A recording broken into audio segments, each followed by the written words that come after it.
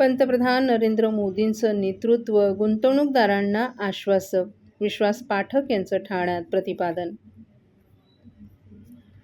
आज भारताच्या प्रगतीचा आलेख हा 7.5% इतका आहे। देशाला पंतप्रधान नरेंद्र मोदींचं जे नेतृत्व लाभले ते गुंतवणूकदारांना आश्वासक असं आहे।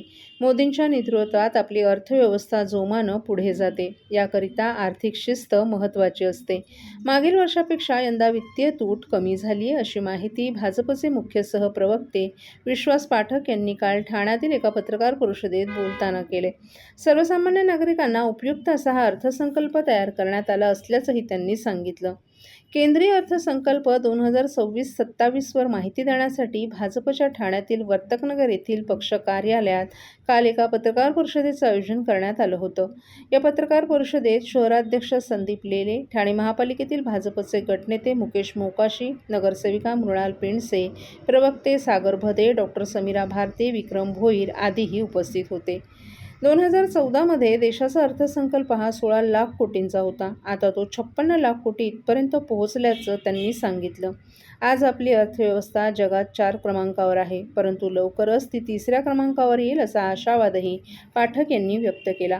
सर्व घटकांना सामावणारा हा अर्थसंकल्प आहे। यामध्ये 7 बुलेट ट्रेन, 22 जलवाहतूक प्रकल्प आदींचाही समावेश आहे।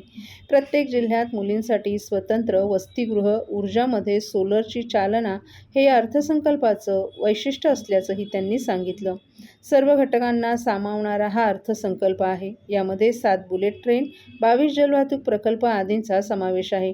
प्रत्येक जिल्ह्यात मुलींसाठी स्वतंत्र वसतिगृह, ऊर्जामध्ये सोलरला चालना हे या अर्थसंकल्पाचं वैशिष्ट्य असल्याचंही त्यांनी सांगितलं। प्लॅटफॉर्मवर शौचालय वाढवण्यात येत आहेत। मुंबईकरता लोकलची मागणी आहे, त्यानुसार जास्तीत जास्त लोकल सोडण्यावर भर देण्यात येईल। यामध्ये वातानुकूलित आणि आपोआप दरवाजे बंद होणाऱ्या लोकल सोडणे आदींचा समावेश असणार असल्याची माहिती देखील यावेळी पाठक यांनी दिली।